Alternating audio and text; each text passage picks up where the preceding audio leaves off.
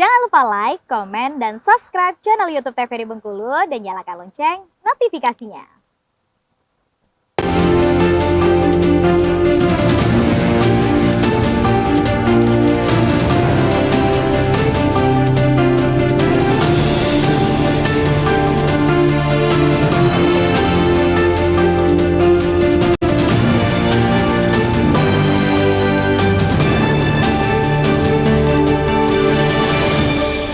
Baik pemirsa, kembali di Brendo TVRI Bengkulu. Tentunya untuk kesempatan hari ini kita akan berbincang lagi dengan Bang Rio kembali nih untuk kameranya yang tadi yang dijelaskan panjang lebar tentunya. Nah tadi kan susah banget nih untuk nemuin bahan baku yang untuk pembuatan ataupun juga cetakan dari kertasnya. Nah harganya mahal pun yang untuk dibeli?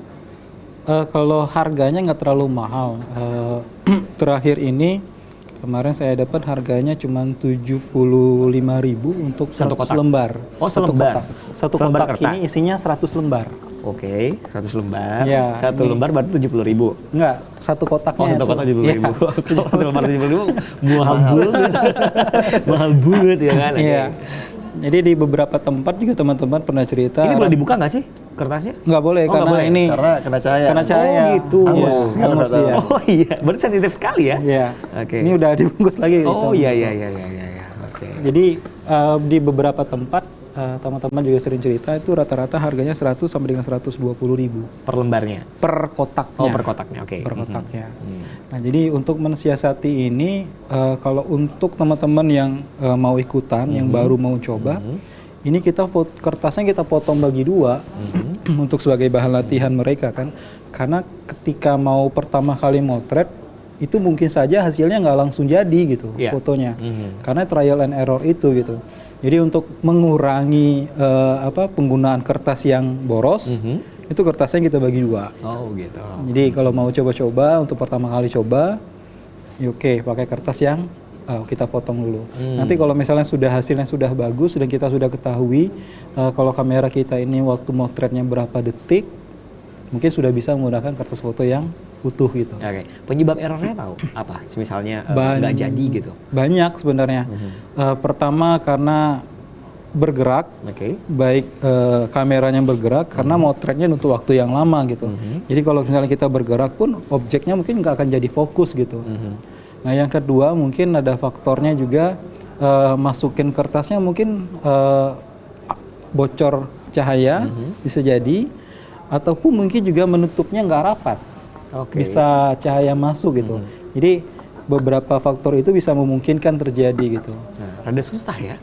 Iya, tapi kalau Prosesnya. misalnya sudah terbiasa, insya Allah mudah-mudahan kita sudah tahu karakteristik kamera kita ini seperti apa gitu. Oke. Dika sendiri udah pernah nyoba kamera ini? Belum pernah. Kalau jujur belum pernah nyoba. Belum pernah nyoba? Skema sistem kerja udah tahu, tapi kalau nyoba belum pernah. Belum pernah. Ada keinginan buat nyobain kamera ini? Ya ada, gitu. Pengen nyoba dari dulu tuh pengen nyoba. Oke. Nah mungkin kalau nyoba kendalanya apa bagi Dika sendiri mungkin? Apakah Ya kalau nyoba mungkin feelingnya ya. ya. Feelingnya kan ya kita nggak punya, apalagi untuk orang yang lahir di kamera digital Iya. gitu ya. Positioningnya, ngeframingnya, itu semua kan butuh jam terbang ya. Kalau Bang Ray mungkin dia udah tahu ini kalau mau motret ini berarti saya harus tahu kamera di sini, berapa derajat kemiringannya dia udah dapat. Gitu. Untuk orang yang baru tuh pasti, apalagi itu kan patokannya cuman titik ya, satu titik jarum tuh gimana nanti mau nangkap objeknya gitu. Mungkin perkara feelingnya sih, nemukan Nah menurut feelingnya anak milenial sendiri mungkin susah nggak sih kalau ini diterapkan? gimana? Kalau menurut anak milenial sendiri untuk nyoba ini ataupun pengen bergabung di sini susah nggak sih kalau menurut anak milenial sendiri?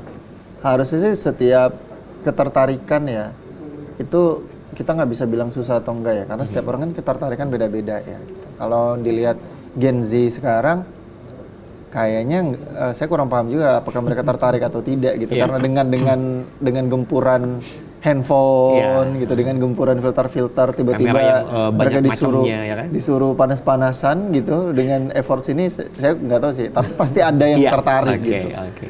Luar biasa ya. Nah kalau di Bengkulu sendiri nih berapa banyak anggota komunitasnya sendiri? Oke. Kalau sebenarnya untuk yang tertarik itu banyak. Jadi saya juga beberapa kali kan ikut teman-teman hunting, teman-teman fotografi ketika hunting saya pun juga ikut gitu kan. Dan rata-rata teman-teman yang fotografer yang lain tuh sangat tertarik gitu. Cuman untuk yang bisa bertahan sampai dengan mengikuti sampai dengan prosesnya itu bisa dihitung dengan jari gitu. Oke, baik. Karena memang ini merepotkan sekali gitu.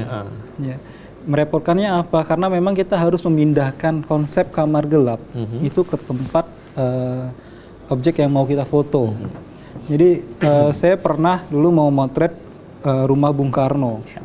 Jadi saya bawa kain hitam untuk kamar gelapnya. Saya bawa itu nampak 3 yang berisi air itu. Jadi ketika itu minta izin sama pengelola di sana, boleh nggak saya motret tapi saya menggunakan ruang gelap untuk mencuci fotonya. Dan saya nggak dapat izin gitu, walaupun hanya untuk mencuci itu saja.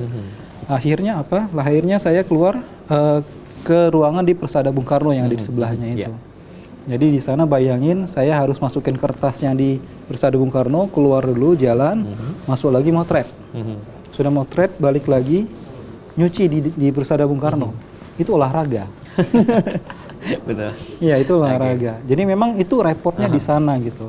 Karena satu kertas untuk 1 kali motret gitu. Mungkin repot itu yang banyak orang yang nggak bertahan kali ya. Iya.